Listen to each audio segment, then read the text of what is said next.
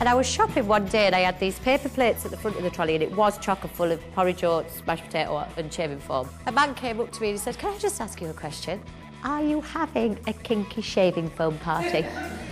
For early years CPD trainer Shonette Bason, every shopping trip is an opportunity to find new ways to make outdoor play fresh and exciting without blowing the budget.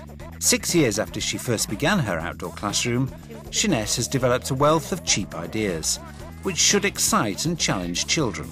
She shares 20 of these suggestions with delegates to inspire them into enjoying their time outside. All the items that I suggested delegates in the top 20 tips, you could go tonight and buy them, take them in tomorrow and have them there. And I would imagine and I would hope that my delegates go away from here, go home, go and buy stuff, look in their own cupboards to see what they've had done. You don't need mountains of money. Head teachers will be so pleased to hear me say that one. I want a big ooh for this because the orange is fantastic. It's basically pasta, dyed, coloured.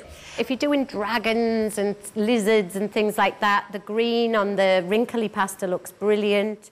This is basically grated soap. What you do is you get a bucket of water on the night and you pour it in, you dissolve it all up, you add glitter, food colouring paint, whatever you want to do to colour it up, powder paint, whatever. Mix it all up, leave it overnight and it sets solid. And then when you tip it out, it's like slimy gloop.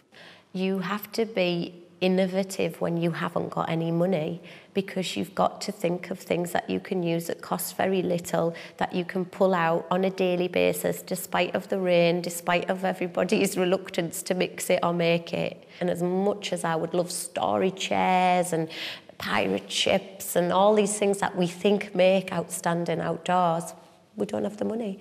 So then you become innovative in your thoughts and ideas because you have to be.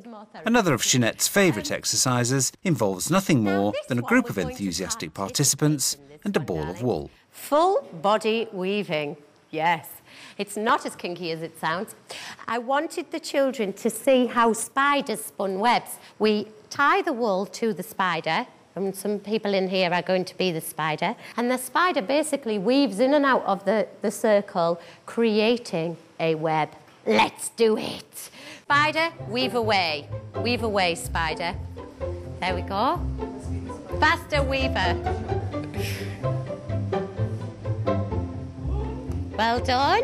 Often if somebody stands at the front and describes something to them, they think, yeah. But when you stood up and doing it, then you actually appreciate it a lot more and you could creatively think it through to areas other that I haven't thought about. Are we weaved? Is everybody included in your web? How are you doing, Spider? Look at you with your web weaving skills there. How are we doing? Is everybody included? Have a look at what you've weaved now. You've weaved a pattern. And you actually physically are a spider and you weave a web. It's a very different concept because you're thinking about it, you're participating in the action. But if you shimmy it down now and hold it on the floor, you'll see that it actually kind of makes a different kind of creative as well as the knowledge and understanding. And what my children did after this was they then went and got chalk and chalked out the pattern around it, and then they went and got string and stringed out the pattern with PVA glue onto their pieces of paper, so they then had webs. But also in physical terms, it's really good for the mathematical language as well, of under, over, left and right. Well done, full body weavers. I bet you never thought you'd be doing that today.